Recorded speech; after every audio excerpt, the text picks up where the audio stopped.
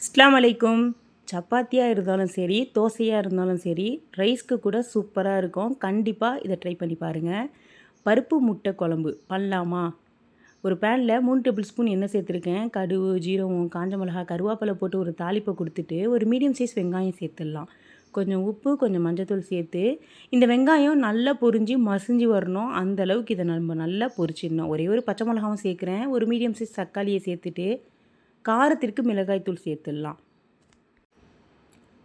ஒரு ஸ்பூன் சாம்பார் பொடி சேர்க்குறேன். மூடி வச்சு இதை நல்லா பொரிச்சு எடுத்துருங்க.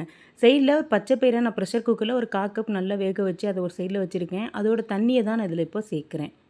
இதை நீங்கள் லஞ்ச் பாக்ஸ் ரெசிப்பியாகவும் பசங்களுக்கு கொடுக்கலாம். ரைஸில் அப்படியே மிக்ஸ் பண்ணி வச்சிட்டிங்கன்னா சூப்பராக காலி பண்ணிவிட்டு வந்துடுவாங்க.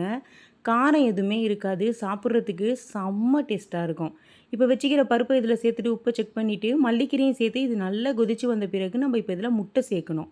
முட்டை சேர்க்கும்போது இந்த குழம்பு கொஞ்சம் தண்ணியாக இருக்கிற மாதிரி பார்த்துங்க. நம்ம வச்சுக்கிற முட்டையை இதில் சேர்த்துடலாம். சப்பாத்திக்கு செம்ம டேஸ்ட்டாக இருந்துச்சுங்க. தோசைக்குமே சூப்பராக இருக்கும். கண்டிப்பாக ட்ரை பண்ணி பாருங்கள்.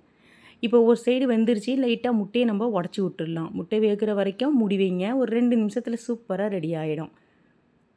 இந்த மாதிரி வீடியோக்கு என்னோடய சேனலை மறக்காமல் சப்ஸ்கிரைப் பண்ணுங்கள். இந்த வீடியோ பிடிச்சிருந்தால் லைக் பண்ணுங்கள், ஷேர் பண்ணுங்கள். இப்போ முட்டை ஒரு சைடு வந்துருச்சு. திருப்பி போட்டு ஒரு 2 நிமிஷத்தில் இறக்குனீங்கன்னா ஒரு சூப்பரான முட்டை பருப்பு குழம்பு அட்டகாசமாக ரெடி ஆகிடுங்க.